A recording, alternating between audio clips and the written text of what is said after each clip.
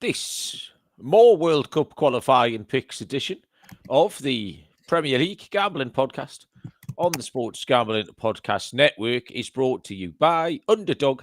Underdog has a brand new offer for customers. Play just $5 and get $50 in bonus funds when you sign up with the code PLGP.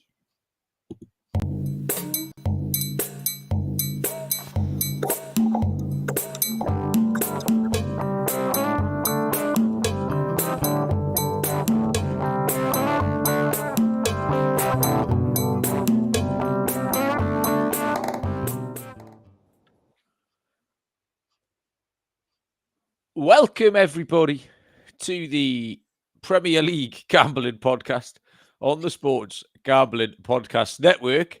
My name is Malcolm Bamford, coming to you from Newcastle upon Tyne in the northeast of England. Today is September the 7th, Sunday, September the 7th.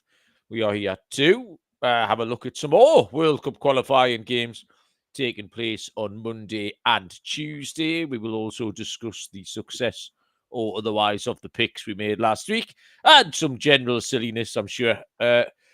Joining me from somewhere in Nottinghamshire is Mr. Barry Penaluna. Barry, how the hell are you? I'm very good, thank you. Callum's already spotted. I'm sporting a little bit of sunburn. No, only a little bit. It's not that bad, but I am a little shade of red tonight, as always. And it's Sunday, grassroots football, and it was a little bit sunny. It was sunny, then it was warmer than I expected today. I went out early because Chloe was refereeing first. And as soon as I got out, I thought, oh, I haven't got a hat today. It's very warm. I had a feeling I would end up with a bit of sunburn. So, yeah, Chloe refereed this morning and then straight into our first game of the season for the under-16 girls. What a shit show that was. Got absolutely battered from the first day. Did you expect to get battered? Did you expect to get battered? Did you think it was going to be tough? I thought we'd get beat. It's stupid. We play in the second division of our league, and there's a team who every 2 years win our league, like comfortably. They're far too good for our division, but then they go up and they can't beat anyone in Division 1. So they come back down and then they just dominate us. So every 2 years we have to play this side. And then they'll get promoted again and then they'll drop back. That's shambles. So, they'll walk our league. And it was a bad one to start with. But pick up again next week. Mate, I had my very own Super Sunday today. I had an epic morning, which I wasn't planning on having. I'll tell you about it in a minute, because it was grassroots weekend number one. I was quite enthusiastic this weekend. Normally, it can get a little bit much, can't it? Like during the winter, training fucking 4 or 5 nights a week, 3 games on a weekend, traveling, dealing with the parents and all that shit, idiot coaches. But I was quite fresh this weekend. I was looking forward to it. So Saturday, East End against North Sunderland, 2-2 drawbacks. Then this morning went out, big game at the top of the Prem. 2 good teams, East End and Wallsend, finished 1-1. I then went from there. So that was a 9 o'clock kickoff, Barry. I left the house at 8:10, got to East End for 9 o'clock. Then we went to watch a couple of our old teammates were playing in another Prem game just around the corner at Benfield. So we went to watch Benfield against Whitley Bay is the answer. Watched most of that. And then Bob's old team, who we played for last year, were following on from there. So we watched that game. So I watched 3 full matches this morning, Barry. 3 draws. Like, you very rarely see a draw in grassroots football. They're not common, are they? And the last one was 0-0, Barry. Newcastle Benfield 0, West Denton 0. That was Andy Williams' team. So I watched a 0-0 this morning. I worked out, I reckon the treble would have been about 95-1. Because yesterday we would have been short favourites. We would have been about 5-1 on to beat North Sunderland, and they held us to a 2-2. And then I reckon 3-1 this morning against Wallsend. And then the draw would probably be a little bit shorter in the Benfield and West End game. So we had so a 95-1 treble this morning. But yeah, 0-0 draw. This very morning, Barry, I saw 2 actual people out in the world both listeners of this show, and both of them separately, they weren't together, both of them said they enjoyed the show and it was very funny. And they both brought up one thing that they found was funny. And it was the same thing, Barry. And it was your complete disinterest in anything I have to say. That's what they both pointed out as something they found really enjoyable about the show. So the first one... It must come across really well. yeah. If that's what we're trying to cultivate, you've absolutely fucking smashed it, Baz, because the streets were alive with it this morning. I saw Andy Williams, and Andy Williams actually had tears in his eyes at me turning the kickoff board round upside down, and you just being entirely nonplussed by that entire thing. And then I saw Mr. Darren Penaluna, of all people, Barry. I saw Christian came round the corner. Christian was getting me a Bovril. I had a Bovril this morning. And Christian said, "There's a Penaluna over there." He wasn't sure which one it was, but he said, "There's a Penaluna over there." And it was the Dazzler. So I went to see the Dazzler. And he started laughing. He said, "I was just laughing at you talking about African football," and Barry completely glazing over. Like, no interest whatsoever. And then, so 2 separate issues, Barry, 2 points of feedback, both on your disinterest in my crack. Any thoughts on that? Well, I mean, I've been disinterested in your crack for about 25 years now, Malcolm. This is nothing new. I fucking love the best thing about I love my own patter. It's brilliant. I really make myself laugh. I do have a tendency to switch off at points. Yeah, I know. Like, particularly around it's impossible not to. I listen to the baseball show, and I'll just listen to. Sorry, when I do the baseball show, I listen to Lonte or Scott or Dylan do a 3-minute Andy, and then all I'm aware is that they've stopped talking, and I'll say, "Yeah, thanks, mate," or just, "I agree with that," or "Yeah, oh, I can see your point." Just say something like that. I've got no idea what they've said. But then on this show, you do your 3-minute chat, and then you stitch me up by saying, "What do you think about that?" Or "What do you?" Yeah, I know. Just it's one of the benefits of me being the host and you being the co-host, Barry. I'll try not to do that anymore if you want. Joe Dollar's daughter was overfaced this morning as well in their high division. Is she playing soccer then, Joe? I think you've told us this before. I should remember, really. So, anyway, I got back in at 10-2 this afternoon, Barry. Having went out to take Bob to play East End v Wallsend at 8:10 this morning. So nearly 6 hours.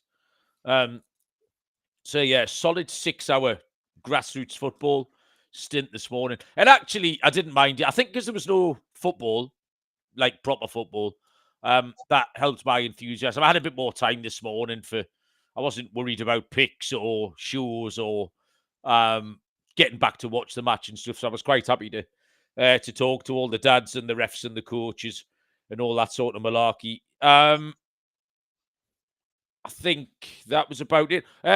Callum is asking about my trip to Goole. Yes, I went to Goole. That's an accent, mind, isn't it, Barry? Jesus. Is that what you sound like, Callum?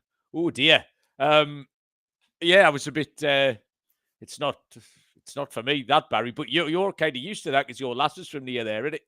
Yeah, the Humberside accent. They don't pronounce that H's, do they? Is the big part of it, despite the fact they come from a county that begins with a H. I did watch Hull Kingston Rovers against Hull today in the Super League, which is a proper derby. Isn't the entire city of Hull split by a road, Barry? I think you told me for the rugby league. Yeah, so the East Hull all support KR, and then if you're West Hull, you all support Hull FC. I didn't even see the score, actually. I seen that game was going on, but I didn't pay much attention. KR beat them 18-4. The spread was 24. I was going to say, KR are quite a good side at the moment. They're KR are going to win the league leader shield and go into the playoffs, top of the league. Hull FC were hanging around the playoff spot. So they won by 14, but didn't cover the spread at 24. So Hull FC done all right. But what did they sing? A Little Respect by Erasure, is it? I don't know about that. To play the first opening bar of that. You know, I tried to discover, and then they faded out. Obviously Hull FC, because Hull KR sing when the red robin goes bob bob bobbing. Oh well, no, it was Hull KR, and they played the first line of that Erasure song, then faded it out, and the entire crowd sang like 2 verses and a chorus. Like, and that's got the little high bits at the end, hasn't it? It was really good. Like, you could hear them struggling. But yeah, good atmosphere. I watched all of that. As you can tell, it's been a slow football weekend. I watched Hull Chaos. So the Red Arrows went over Benfield this morning at football. So yeah, picks wise, Baz. We'll talk about the picks after. I need to tell everyone what you've got to remember here, people, is our brand new sponsor, which is unique to this show, Metaspins Sports. Very good. The football stuff is top class. The Premier League. So the Premier League's back at this weekend. So a great chance to sign up. You will get a 100% risk-free bet and a $25 bonus on your first deposit. So get started today at metaspins.com/sports. That metaspins.com/sports. That is your destination for crypto sports betting. Picks wise, I went 3-3, Baz, which left me in no man's land. I went 0-2 in Europe, no good in Europe. I went 1-1 in Africa, and I went 2-0 in South America. But Barry, the headline story of all of this was the pick of the season. I mean, I made no bones about it, Barry. I was confident. I was uber confident. It was the pick of the year, in Madagascar truly trounced the Central African Republic 2-0. I tell you what, that was one of the oddest things in terms of watching the lines, Baz. So I gave it out at 6-5. Yeah, I was chatting to Callum last week, actually, and they went off 5-6. Callum got 5-6, I think, before the game. Now, Madagascar didn't score the first goal till the 45th minute. And you'd think, kind of, if you watch in-play betting, if you're a live bettor, that if it's the two money line go up, the wins, and the draw kind of comes down as it goes on. But it started and they were 5-6. Then they went sort of 4-5. Then they went sort of 7-10, 3-5 after 20 minutes because Madagascar were just trouncing them. And then it went 4-6. It went to -150 after like 33 minutes. I thought, like, what am I missing here? Because I was only following it on the little box. I thought they must be absolutely hammering. Ended up at 1-2, -200 after like 42 minutes. And then, sure enough, Madagascar scored. Madagascar scored again in the second half, and it was fairly bloodless after that. But I just think the bookies got it wrong, Baz. And I trawled through about 72 football matches and picked it out, which makes me an African football expert, Baz. The other thing I would say, South America was really, really easy. Or the teams in South America made it really easy because all the good teams beat all the bad teams 3-0. The 5 games all finished 3-0. Brazil won 3-0. Uruguay, which was a pick of mine, won 3-0. Argentina won 3-0. I think Colombia won 3-0. So everyone covered a team total if you wanted it. Everybody covered a handicap. Everybody wanted 0. You couldn't fucking lose. It was impossible if you wanted something in South America. So totally and utterly went to form that one. And that was my pick. So yeah, done all right, Baz. You won the battle of Luxembourg versus Northern Ireland, didn't you? I can kind of claim a red card done me in, but I'll be honest, I think I was toast before that, Baz. So I won't claim it. I'll give it to you. Oh, thank you. That's kind, yeah. Yeah, I mean, I stuck in Europe, and 4 picks from me, 3 winners.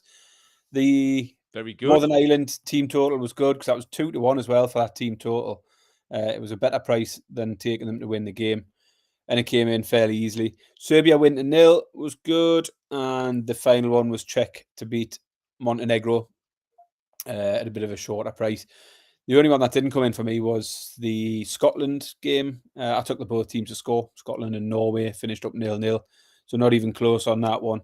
But 3 winners out of the 4, and as I say, a nice 2-1 winner on that Northern Ireland pick. So happy with how it all went. The referee went to the screen in that Denmark-Scotland game and stuck with his decision. So it must happen somewhere else. And he was right to. It was like a handball on a through ball, and the VAR wanted the bloke sent off. And it was never, ever, ever a sending off. It just hit him on the shoulder.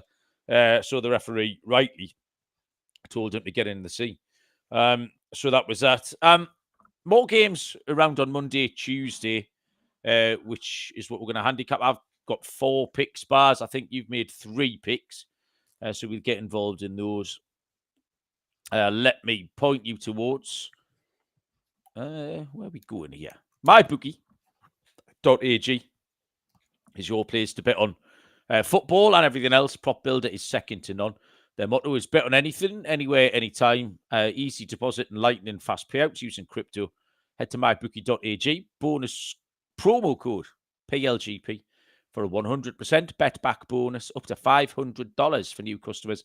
That's mybookie.ag. Promo code PLGP. And NFL is back on rhythm. Had a really strong season last year. ATS and prop stuff. You can get MLB, WNBA, golf, and college football too. The weekly leaderboard is up there. Cash prizes for tracking your bets. Get your 7-day free trial at sportsgamblingpodcast.com/RITHMM. Got the NFL on right now, Baz. I have instantly hit mid-season form. Me and Barry have had a little... we put a little 2-team parlay on the early games. Barry's pick won. I picked the Dolphins +1, and they lost by 24. So that's great. And so that lost. We've then picked a little double in the late window, and I picked the Lions +1, and they are currently 14 down. So struggle a little bit there, Baz, but you never know. Live watch. Live watch here. Picks. Where do you want to start, Baz? Mine are all on Tuesday. I think I left a bit of breathing space for people to digest this silliness. And mine are also. I'm all Tuesday as well. I'm fully Tuesday. Fully Tuesday, right? All of these on Tuesday then, so this is good. I think there was only one place to start. Well, there's not one place to start. I'll start at the start. Tuesday, the 9th of September. I think you might have made this pick, Baz, by the way. It's a 5 o'clock kickoff between Armenia and the Republic of Ireland. Did you get involved in that? I did, yeah. Okay. James Matthews joins. Have I said hello to the people in the chat yet, by the way? Because I just noticed James and Ryan. I don't know. Malcolm, I don't listen to you. No, yeah, true. So you would have no idea, wouldn't you? Joe Dollar, Andy Williams, Obs is here. Callum, welcome along. Fef stuck his head up before. And that might be everybody for the time being. If you are having a lurk around, by all means, say hello. Armenia are 7-2 plus 350. The draw is 5-2 plus 250. And the Republic of Ireland are 4-5, minus 125. And I thought the Republic of Ireland were a perfectly workable price here at 4-5. There's just no form line at all for Armenia competing with a middle tier European opposition. I'd say sort of Republic of Ireland, second tier, maybe even third tier. They've been well beaten by Kosovo recently, 5-2. They spent an amount of time getting regularly humped off North Macedonia. They couldn't beat Cyprus. Republic of Ireland are just working at a higher level. Late goal last weekend, 2-2 draw with Hungary. They got a draw with Senegal. Senegal are in excellent form. 2 wins over Bulgaria in March is a decent comparison form, actually. 1 win over Bulgaria in March. Decent comp form. And Bulgaria better than Armenia. So there's just nothing to recommend Armenia. I don't know why the Republic of Ireland just wouldn't win this game. And 4-5 is a perfectly fair price, Baz. I agree. Ireland, they've lost only 1 of their last 7 now. And the calibre of opposition for Ireland's been average in a lot of those. But the opposition here isn't great either, so that doesn't really matter. 3 draws in a row for Ireland now since they beat Bulgaria in back-to-back games. But Bulgaria are ranked 20 spots higher than Armenia. And then you look at the Armenia form, 1 win in 10. They've lost 7 of those 10 games, and they've conceded a shit ton of goals. 21 conceded in their last 5 games. Portugal put 5 past them. Kosovo recently put 5 past them. Georgia scored 6 against them. Ireland don't need to run up any kind of score. 1-0 will do the trick, like you. I think 4-5 is a really fair price. So I see him pick Ireland to beat Armenia at 4-5. Okay, that's a solid start, Baz, because we didn't know what picks we'd made. We had the entire global slate to look at. You hit us next, mate. Where are you going? I've got Hungary v Portugal. No, I haven't got that one. This is all you. You Good. fucking love Portugal. You're going to go Portugal team total or handicap or something. Well, I didn't take them last week, and I can't remember You the don't last have time to. I did. I'm talking about historically, Barry. I've got a large breadth of evidence that suggests you love Portugal. Nah. Anyway, never mind. Shut up. Portugal, well, they got off to a solid start the other day, 5-0 win away against dog shit Armenia. That win continues some fine form for Portugal, though. Since the Euros, they've lost only 1 of 11, and they won the Nations League, beating Germany in the semi-finals and Spain on penalties in the final as well. Hungary have had a right drop-off since the Euros. Hungary were a team we talked up coming into the Euros, and then actually they underwhelmed quite massively. Won only one. Like that mad 6-month period where they battered everyone, didn't they? They Yeah, battered Germany, they battered England, and then they just great returned form to being dog shit again. Yeah, great form coming into the Euros, and then I think Scotland was the only game they won, weren't they? And went out early. Since the Euros as well, it's not been any better. They've won only 2 of their last 10 games since the Euros. That was against Azerbaijan and Bosnia. That doesn't put them in good stead for this one. They had a couple of half-decent draws in the Nations League. They did draw against Netherlands and Germany, but they've also lost 5 of the last 10, and all of them 5 defeats were by 2 goals or more. And against lesser teams than Portugal. Sweden have beat them. Turkey have beat them twice. Germany and Netherlands were the other 2. They both won very comfortably against them. I think you've got to fancy Portugal here, and the handicap's only -1. Asian handicap -1 is 4-5 for Portugal. And if you want to be a bit braver, I don't mind a 1.5. I think Portugal win by 2 goals. Portugal -1.5 on the handicap is around 11 to 8, so about +137.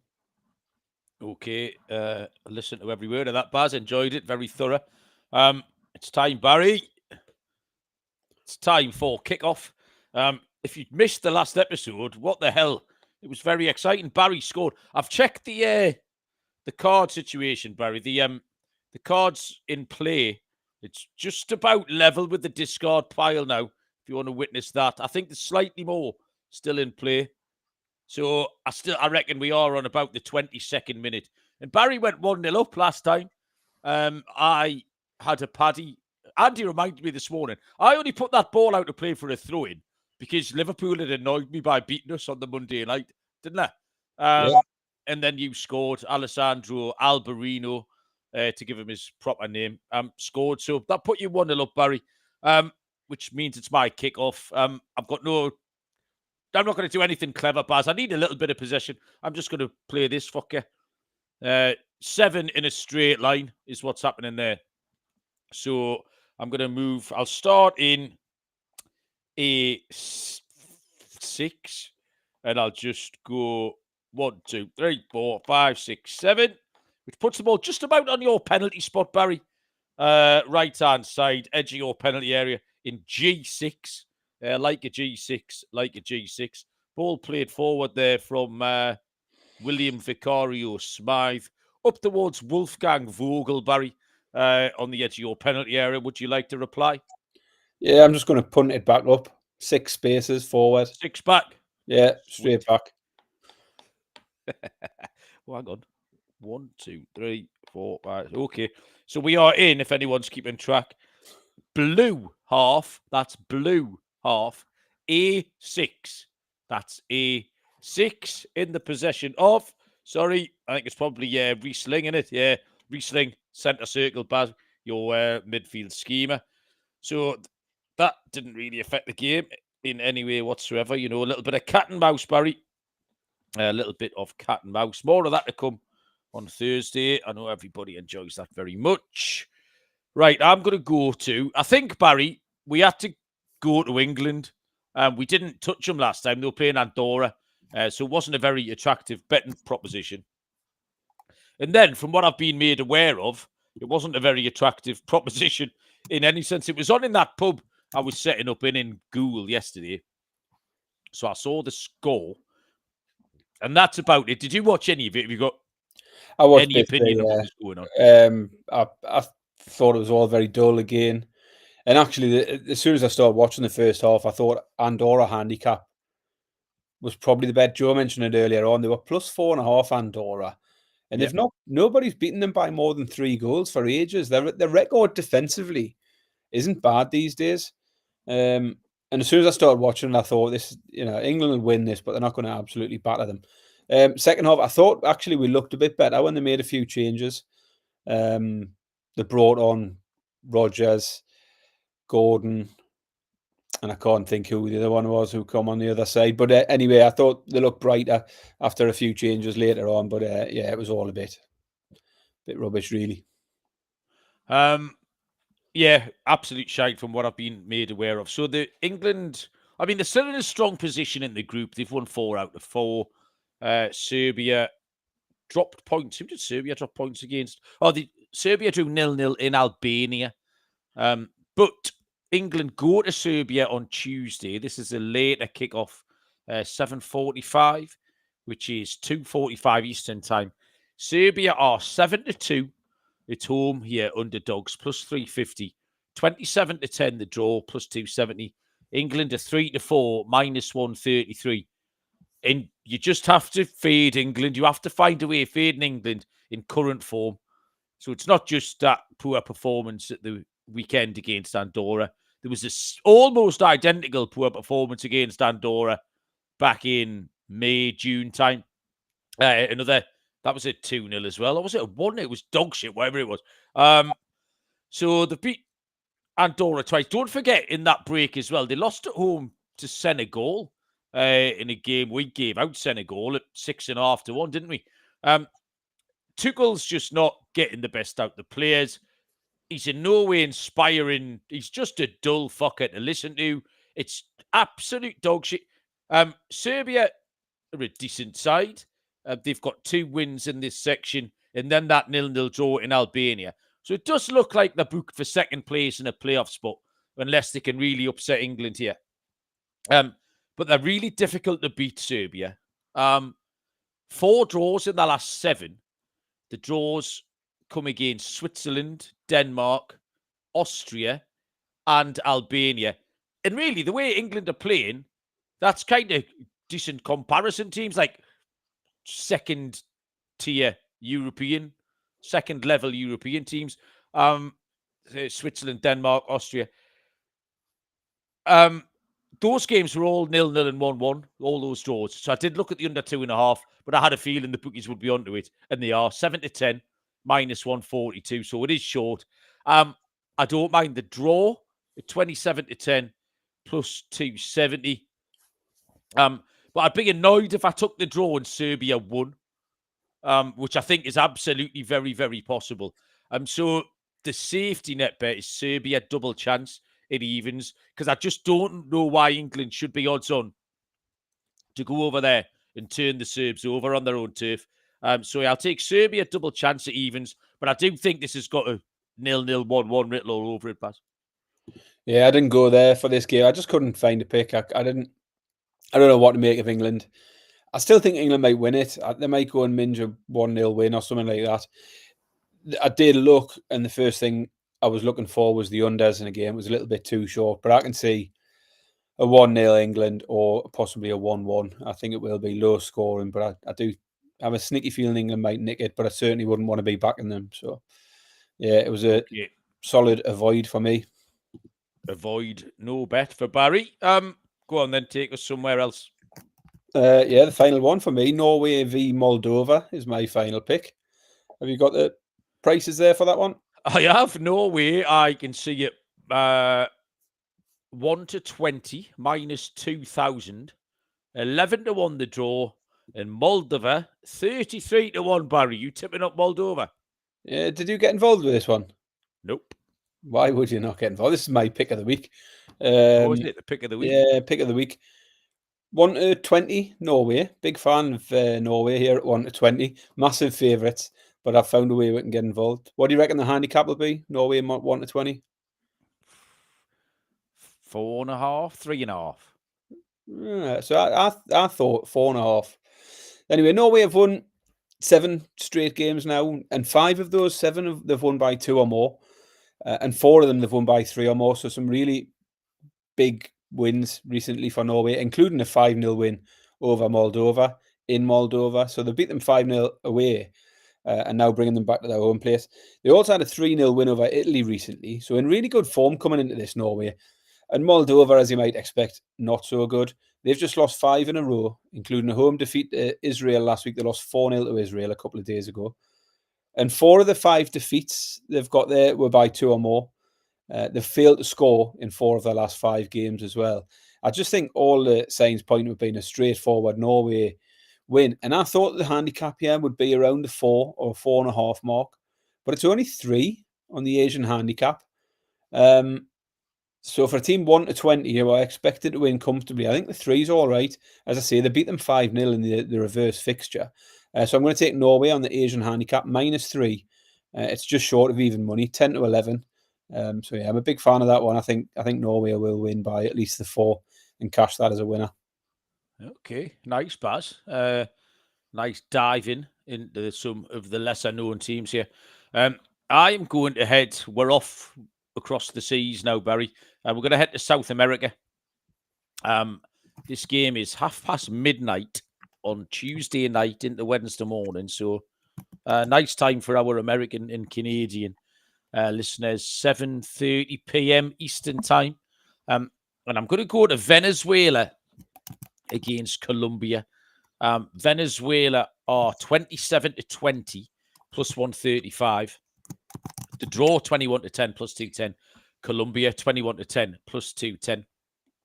Now, I said last week that this section was kind of split in two. Like you had the haves and the have-nots. You've got the top 6 who have all qualified. And as I said, they all just won 3-0 last Thursday and Friday. So it's done now. It's set in stone. You've got the bottom 2, Peru and Chile, who we faded, and were correct to do so. 2 winners. They're both sitting dog shit.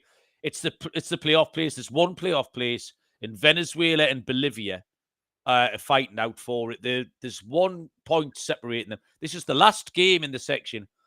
Venezuela have a 1 point advantage over Bolivia.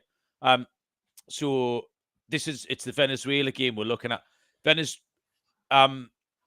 basically for the pick, it's the situational spot because Venezuela know they will make the playoffs with a win.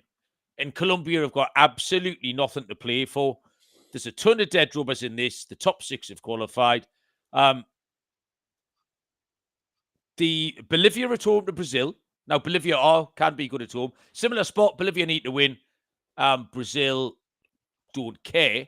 But I just trusted this spot more because Venezuela are decent at home regardless. It's not just that situationally they need to win and Colombia don't care. Venezuela won the last 2 home games against Peru and Bolivia. They got a draw at home to Brazil and Argentina. And Colombia just won't be asked about this. I think 27-20 for a competent side at home who have to win against a team who'll just be phoning it in looked too big. That appealed more than the price of Bolivia at home to Brazil. Bolivia are around about 9-4. They're not a terrible price. Because I don't really fancy Brazil at 21-20 in Bolivia. But I just thought Venezuela could get this. And all these games kick off at the same time, obviously, to avoid any shenanigans. So if you're up at midnight on Wednesday, this could be quite exciting. But yeah, I'll take Venezuela, Baz. Strong thoughts on that? Oh, I love that. Absolutely love it. Whatever it was, I love it. Whatever I said, yeah, you absolutely love it. Have you got anything else to say now, or should I say more things? You say more things. I'm done. Okay, I'm going to say things about Underdog Best Ball Mania, Barry, which is happening all summer long. $15 million in prizes, $2 million to first place. No arguments about trades, no waiver wire. Best Ball is the best way to play fantasy, and Underdog has a brand new offer for new customers. Play $5, get $50 in bonus funds when you sign up with a code PLGP. And we've got a new sponsor here, Novig, America's #1 sports prediction market. Novig is an exchange, so you're getting some of the best prices in the market. It's available in over 35 states. Download the Novig app and get $50 when you spend $5. if you use the promo code SGPN, get on the action with no vig, promo code SGPN. Barry, this would not be an international pick show if I did not head off to Africa. I am the Northeast's leading African football correspondent. And we're going to go to... fucking hell, I dug this one out as well. I don't love it as much as I love Madagascar. But it's not far away, Baz. Right, where's it gone? There's a long old list of games here. Can't find it. Oh, there it is. 2 o'clock on Tuesday. So this is actually the first game chronologically of the games we've looked at. So 2 p.m. Local time here, which will be 9 a.m. Eastern time. So some early DJing activity for all you lot who are at work. And the game, Barry, is the big one between Sierra Leone and Ethiopia. Sierra Leone are 19 to 20, minus 105. The draw 16 to 5, plus 320. And Ethiopia are 29 to 10, plus 290. Now, this is a dead rubber in this group. But Sierra Leone have got much stronger form here. They've got a 1-1 in Guinea-Bissau last week. Guinea-Bissau were a decent team. As it happened, Guinea-Bissau probably played the most exciting game at the weekend. Sao Tome y Principe, Barry, it were about 25 to 1. Sao Tome y Principe were 2-0 up at home to Guinea-Bissau at the weekend. Guinea-Bissau were still just 9-2 to win the game at 2-0 down. Came back to 1-3-2. So that was exciting. That's apropos nothing. It's got fuck all to do with this game. But Sierra Leone got that 1-1 draw in Guinea-Bissau. They lost 1-0 in Egypt in March, which isn't bad form. They're just not losing. Home win against Djibouti back in March is good form.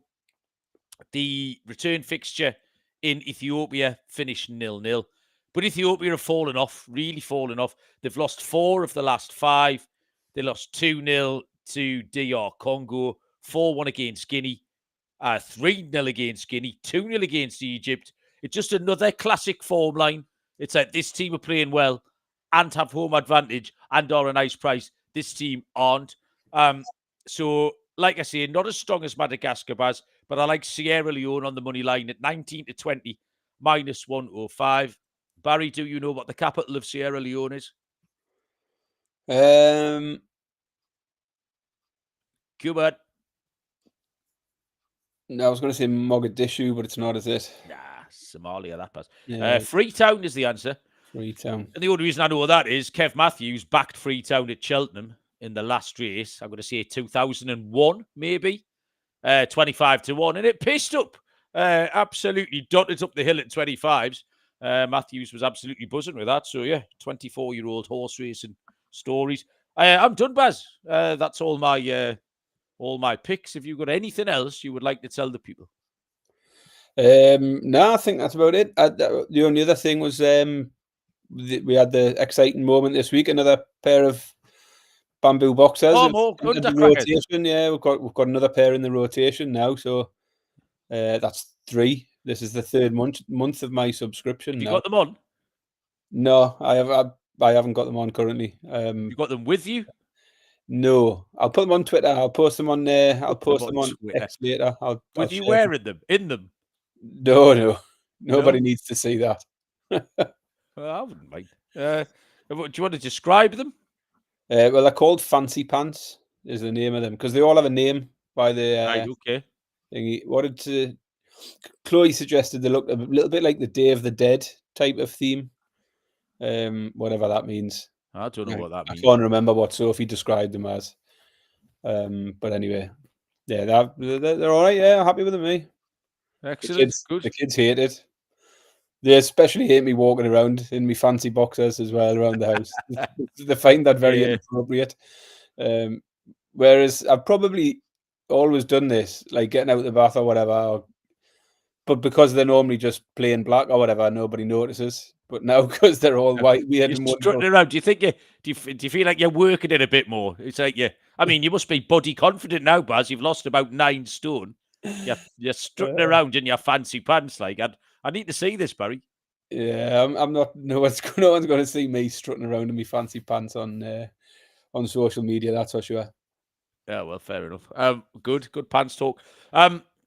you'll all be pleased to hear that we're going to get back to some actual Premier League football next weekend. I mean, you say that, Malcolm. I went 1-9 in the Premier League. I went 3-1 on the internationals. So yeah.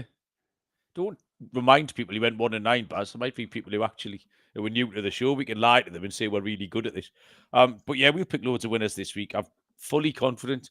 I'm doing Kazakhstan against England under 21s commentary tomorrow. I looked at the names of the Kazakhstan first team tonight when they played. They got humped off somebody, Belgium, I think it was.